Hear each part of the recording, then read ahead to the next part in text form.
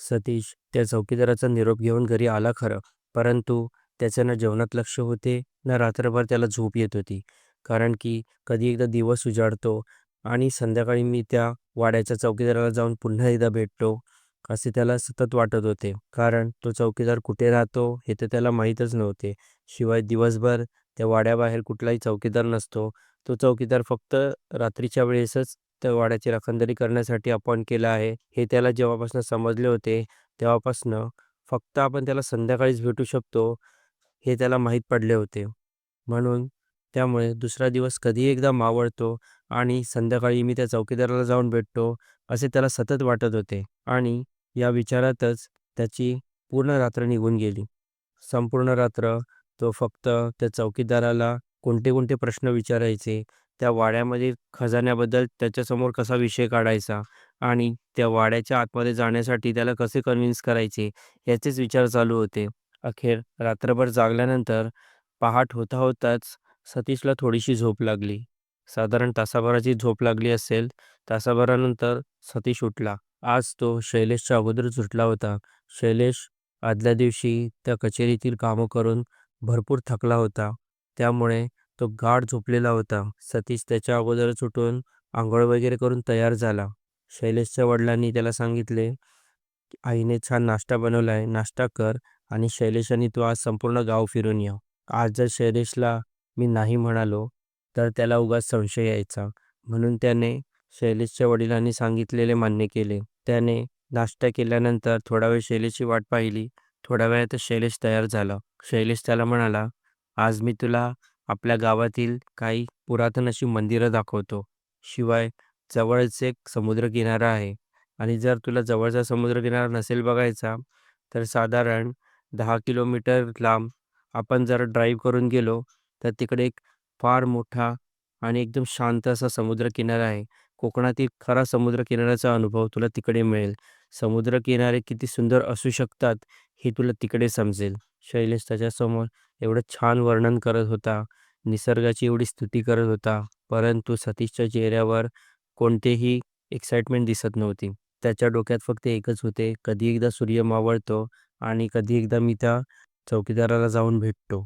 परंतु नाईलाज असल्याकारणाने तो शैलेशसोबत निघाला खरं. ते दोघे गाव फिरू लागले. आजूबाजूला गावामध्ये जी काही 1-2 मंदिरं होती, ती मंदिरं पाहिली. थोडाफार निसर्ग पाहिला. शैलेश अखेर त्याला त्याच नदीकाठी घेऊन गेला, जिथे तो काल दिवसभर बसला होता आणि जिथे त्याला तो म्हातारा माणूस भेटला होता. परंतु एवढे सगळे दरम्यान सतीशच्या चेहऱ्यावर कोणतीही एक्साइटमेंट नव्हती. त्यामुळे शैलेशने विचारले, "काय झाले तुला? तुला आमचे गाव आवडले नाही का?" सतीश म्हणाला, "असं काही नाही रे. काल मी भरपूर फिरलोय ना, त्यामुळे आज थोडा जास्तच दमलोय. त्यामुळे ना मला तेवढा असा उत्साह असा वाटत नाहीये." अखेर दुपार झाली. सतीश म्हणाला, "बस झालं. आजच्या दिवसासाठी खूप फिरलो आपण. चालून-चालून पाय पण दुखायला लागले. चल घरी जाऊ. मला जाम भूक लागली." खरं तर शैलेश त्याला आता ड्राईव्ह करून पुढच्या गावामध्ये समुद्रकिनारा दाखवण्यासाठी नेणार होता आणि तिकडेच ते दोघं दुपारचे जेवण करणार होते. परंतु सतीशचा मूड नाही हे पाहिल्यानंतर शैलेशने त्याचा प्लॅन कॅन्सल केला आणि ते दोघं घरी परतले. दुपारचं जेवण केलं. जेवताना सुद्धा सतीशचं जेवणामध्ये बिलकुल लक्ष नव्हतं. शैलेश म्हणाला, "तू तर म्हणालेलास की तुला खूप भूक लागली आहे. आता जेवत का नाही आहेस?" सतीश म्हणाला, "काही नाही रे. बस थोडंसं जरा कालचं फिरणं अंगावरती आलंय. जरा जास्तच थकलोय. कसली चवसुद्धा समजत नाहीये. डोळ्यावरती खूप झोप आहे. शिवाय सकाळी लवकर जाग आली, त्यानंतर मी पुन्हा झोपलोच नाही. मला वाटतं आता आपण दुपारची छानशी झोप काढूया. त्यानंतर संध्याकाळी बघू कुठे जायचं ते." त्यावर शैलेश म्हणाला, "ठीक आहे, जशी तुझी इच्छा. पण लक्षात ठेव, आपल्याकडे आता फक्त 5 दिवस शिल्लक आहेत. 5 दिवसात तुला जेवढं फिरता येईल, तेवढं फिरून घे. आता तसंही माझं कचेरीतलं काम सगळं संपलं आहे. मला आता कुठेही सही वगैरे करायला परत जावे लागणार नाही आहे. तेव्हा तू म्हणशील तेवढा वेळ आपण फिरू. हवं तर दुसऱ्या एका गावामध्ये जाऊन तिथे मुक्काम करू. तिकडचं सौंदर्यसुद्धा बघ. तुला जेवढं पॉसिबल होईल तेवढं मी कोकण दाखवतो." सतीश म्हणाला, "ते बघू रे नंतर. आता निदान आत्ता तरी झोपायला चल." एवढं म्हणून त्या दोघांनी जेवण केलं आणि ते दोघं झोपायला गेले. दुपारची छानशी झोप काढली आणि संध्याकाळी 5च्या सुमारास सतीशला जाग आली. सतीश उठला, पटापट त्याने चहा घेतला आणि बाहेर जाण्याची तयारी केली. तोपर्यंत शैलेश झोपूनच होता. शैलेशचे वडील सतीशला म्हणाले, "अरे थांब, शैलेशला जागा होऊ दे, मग दोघंजण एकत्र बाहेर पडा." सतीश म्हणाला, "थांबा काका, मी ना जरा पटकन बाहेर जाऊन येतो. मी काल एक छानसं ठिकाण बघितलं होतं. तिकडून सूर्यास्त म्हणे चांगला दिसतो. मी 1-2 ठिकाणी चौकशी केलेली. तर मला ना तो सूर्यास्त बघायला जायचा आहे." शैलेश गाढ झोपलाय. मला वाटत नाही तो एवढ्यात उठेल. मी ना पटकन जाऊन येतो. नंतर मग आपण छान गप्पा मारत बसू घरामध्ये. शैलेशचे वडील यावरती काहीच बोलू शकले नाही. सतीश घरातनं लगबगीने निघाला. संध्याकाळचे साधारण 5-5:30 झाले असतील. थोडा वेळ त्याने गावामध्ये फिरून टाइमपास केला. एका पानाच्या टपरीवरती जाऊन त्याने एक बिडीचे बंडल विकत घेतले. तो चौकीदार खूपच म्हातारा होता. कदाचित तो बिडी ओढत असावा, असे त्याला वाटले. त्याला एकदा ऑफर करून बघू. जर त्याने एक बिडी घेतली तर हे पूर्ण बंडलच त्याला देऊन टाकेन. म्हणजे निदान त्यानिमित्ताने का होईना, तर तो माझे सांगितलेले ऐकेल तरी आणि कदाचित मला त्या वाड्याच्या आतमध्ये जायची परमिशन तरी देईल. असे म्हणून त्याने ते बिडीचे बंडल घेतले आणि खिशात भरले. जसा सूर्य मावळतीचा टाईम जवळ येत होता, तसतसा सतीश त्या वाड्याकडे चालत जात होता. सूर्य आता जवळपास संपूर्ण मावळला होता. सतीशने त्याच्या मोबाईलची टॉर्च चालू केली आणि तो अंधारात वाट काढत काढत त्या वाड्यापर्यंत पोहोचला. त्यामध्ये 1-2दा शैलेशचा फोन आला होता. त्याने फोन उचलून त्याला सांगितले, "मी आत्ता एका ठिकाणी फिरायला आलो आहे. मी थोड्या वेळात घरी येईन तेव्हा आपण बोलू." असे म्हटल्यावर शैलेशने सुद्धा फोन ठेवून दिला. आता सतीश त्या वाड्याजवळ पोचला होता. जवळपास पूर्ण अंधार पडला होता आणि त्याच्या मोबाईलची टॉर्च चालू होती. तो टॉर्चचा प्रकाश पाहून त्या वाड्यातला तो चौकीदार बाहेर आला. त्याने विचारले, "कोण आहे रे?" तेव्हा सतीश म्हणाला, "अहो काका, काल मी तुम्हाला भेटलो होतो ना, मी म्हणालो मी ह्या वेळेला येईन म्हणून." त्यावर तो म्हातारा म्हणाला, "अरे हो, तू आलायस का? ये, बस." असे म्हणून त्या म्हाताऱ्याने त्याची खुर्ची गेटच्या बाहेर घेऊन आला. तो म्हणाला, "आपण दोघं गेटच्या बाहेरच बसू, कारण वाड्याच्या आतमध्ये जायला परवानगी नाही आहे. उगाच तुला कोणी वाड्याच्या आतमध्ये पाहिले तर माझी पण नोकरी जाईल." हे वाक्य ऐकताच सतीशचा मात्र मूड ऑफ झाला. म्हणजे वाड्याच्या आतमध्ये जायचा काहीच चान्स नाही तर, असे त्याला वाटले. पण तरीही शेवटपर्यंत प्रयत्न सोडायचे नाहीत, हे त्याने ठरवूनच आला होता. नंतर तो म्हातारा आणि सतीश दोघेही वाड्याच्या बाहेर एका झाडाखाली बसले. दोघेजण फार छान गप्पा मारत होते.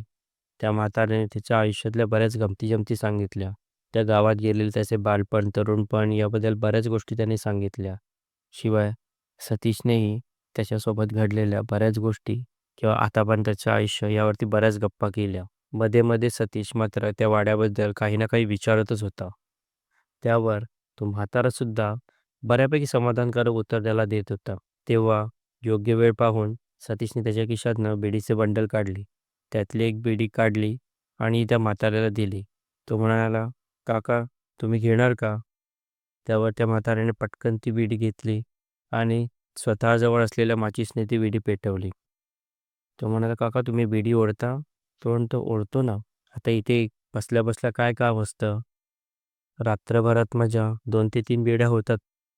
असे म्हटल्यावर सतीशने ते बंडल घेतले आणि संपूर्ण त्या म्हाताऱ्याला देऊन टाकले. ते विडीचे बंडल घेतल्यानंतर म्हाताऱ्याच्या डोळ्यामध्ये एक वेगळे समाधान होते.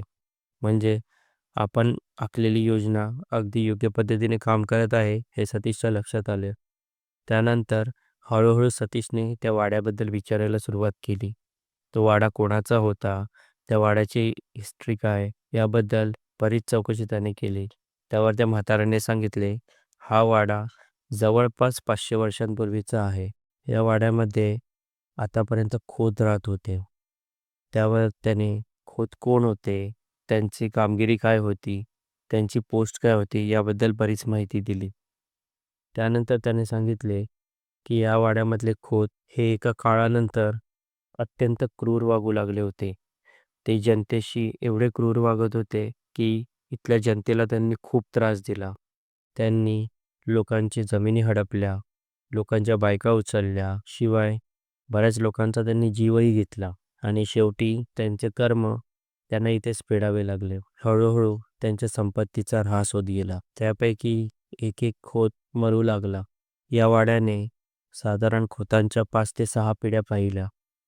परंतु तिसरी ते चौथी पिढी येता येता या वाड्यामध्ये बरीच संपत्ती संपली होती.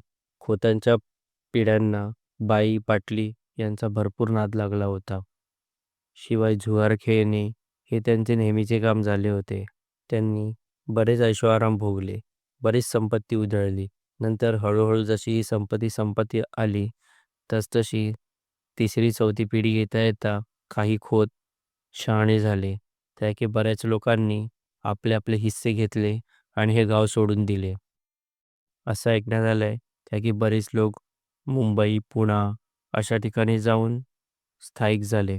हे सगळे ऐकल्यानंतर सतीशने विचारले, की "पण हा वाडा शापित आहे असे का म्हटले जाते?" त्यावर तो म्हातारा म्हणाला, "खोतांची जवळपास चौथ्या पिढीनंतर या वाड्यामध्ये अनेक विचित्र घटना घडू लागल्या.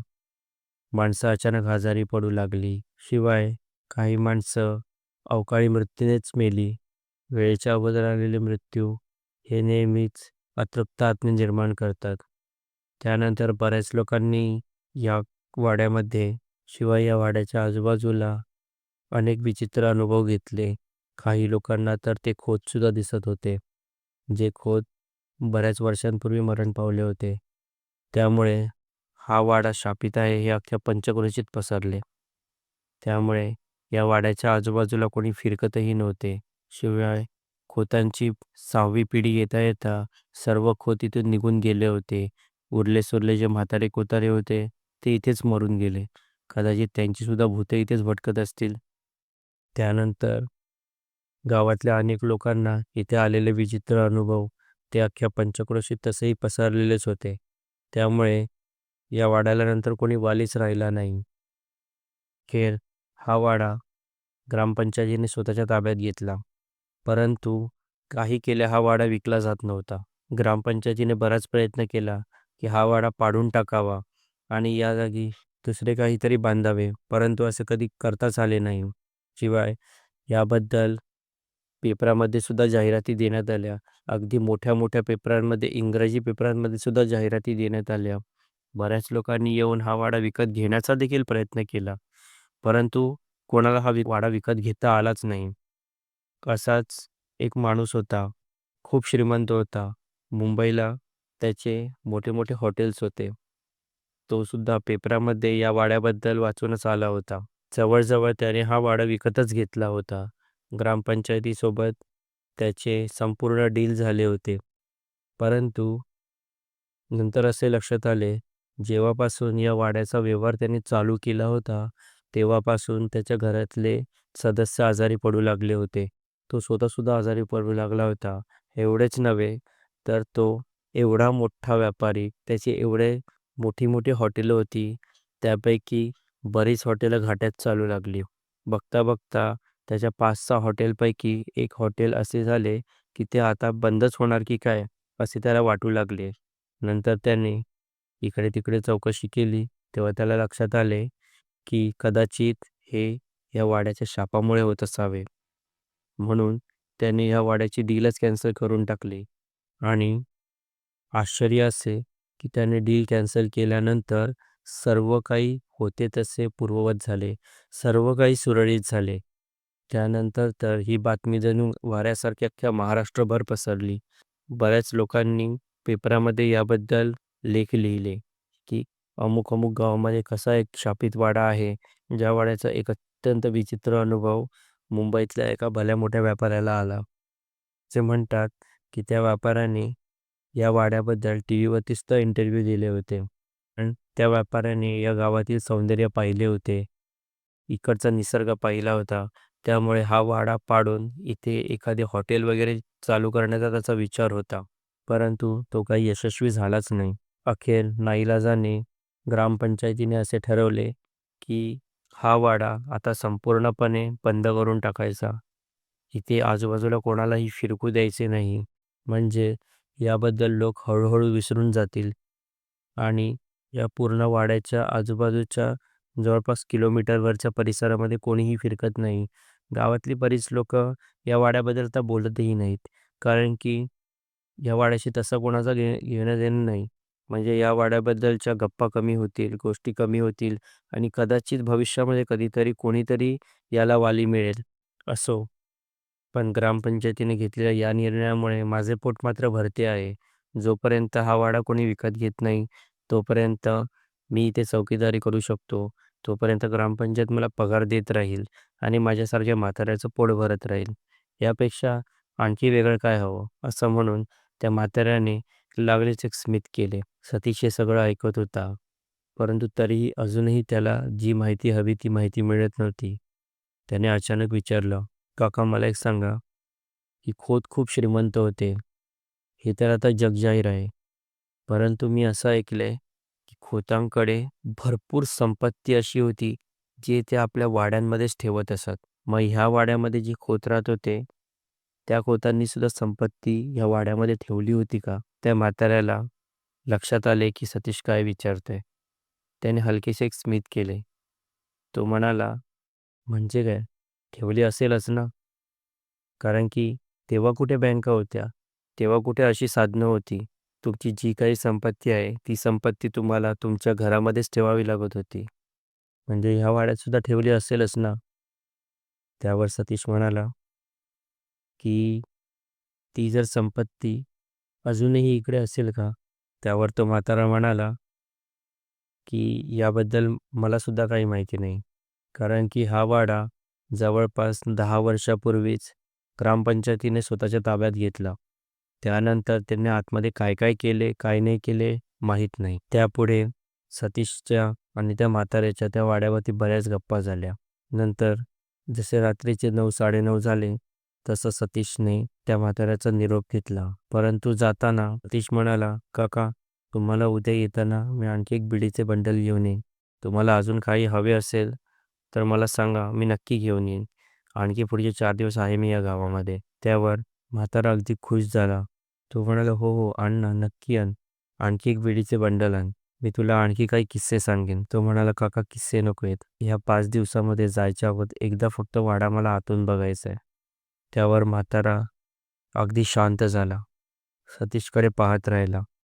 आता बहुतेक म्हातारा मला ओरडणार आणि मला परत इथे यायची परमिशन देणार नाही, असे सतीशला वाटले. परंतु त्याने हलके स्मित केले आणि म्हणाला, "तुला अजूनसुद्धा असे वाटते ना, की या वाड्यामध्ये संपत्ती आहे?" त्यावर सतीश म्हणाला, "तुम्हाला कसं समजलं?" तो म्हणाला, "तुझ्या बोलण्यावरूनच लक्षात आलं, की तुला या वाड्यामध्ये असलेला एखादा खजिना बघण्यामध्ये जास्त रस आहे. म्हणून तू मगाचपासून फक्त संपत्ती आणि श्रीमंती याबद्दलच बोलत आहेस." त्यावर सतीश म्हणाला, "काका, मी तुम्हाला खरं सांगू का? मी आत्तापर्यंत ना अशी संपत्ती, खजाने किंवा गाडलेले खजाने याबद्दल बऱ्याच गोष्टी ऐकल्यात आणि यामध्ये माझा एक विशेष रस आहे. मी भरपूर ठिकाणी अशा गोष्टी वाचल्या देखील आहेत. परंतु अशा ठिकाणी जाण्याचा कधी योग आला नाही. शिवाय अशी बरीच ठिकाणं आता सरकारच्या ताब्यात आहे. त्यामुळे तशा ठिकाणी जाणं किंवा ती खजिने शोधणं तसं आजच्या युगामध्ये शक्यच नाही. परंतु ह्या वाड्याची गोष्ट तशी नाही. ह्या वाड्याचे राखणदार फक्त तुम्ही एकटे आहात आणि जेवढं मला माहिती आहे आणि जेवढं मी ते ह्या 2 दिवसात पाहिलंय, ह्या वाड्याच्या आजूबाजूला कोणीही येतच नाही. दिवसा तिथं नाहीच नाही. मग रात्रीचं कशाला कोण येतं इकडे मरायला? जर तुम्ही ठरवलं, तर फक्त 10 मिनिटासाठी मी आतमध्ये जाऊन येऊ शकतो. त्यावर म्हातारा त्याच्याकडे पाहत राहिला. थोडासा विचारात पडला. तो म्हणाला, "हे बघ बाळा, खरं सांगू तर या वाड्यामध्ये अजूनही खजाना आहे, असे मला देखील वाटते.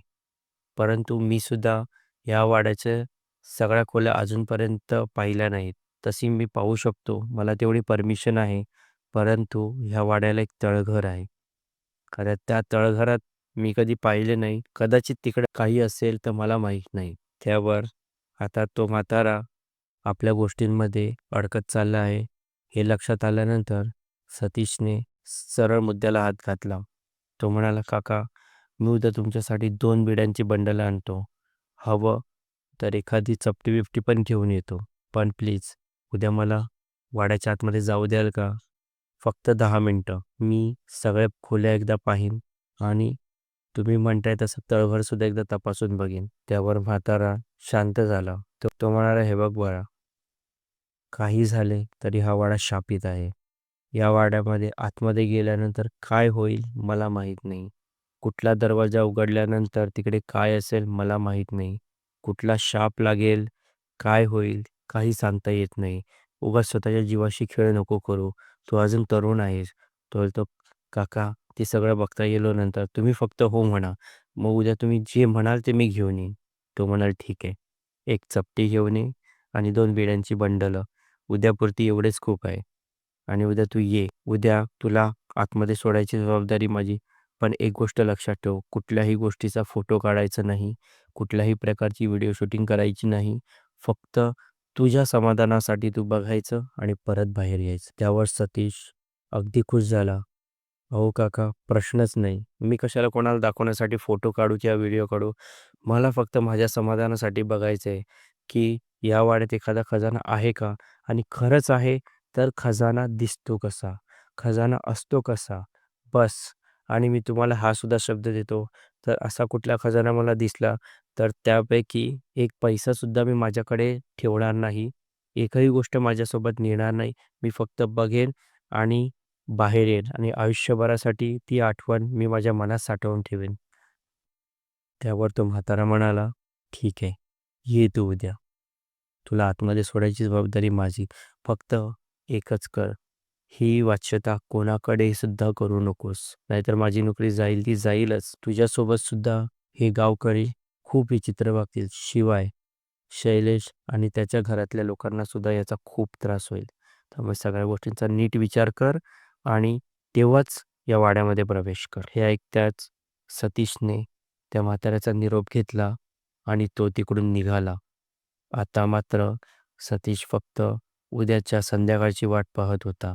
कधी उद्याची ती संध्याकाळ येते आणि त्याची एवढ्या दिवसांची इच्छा पूर्ण होते, असेच त्याला वाटत होते.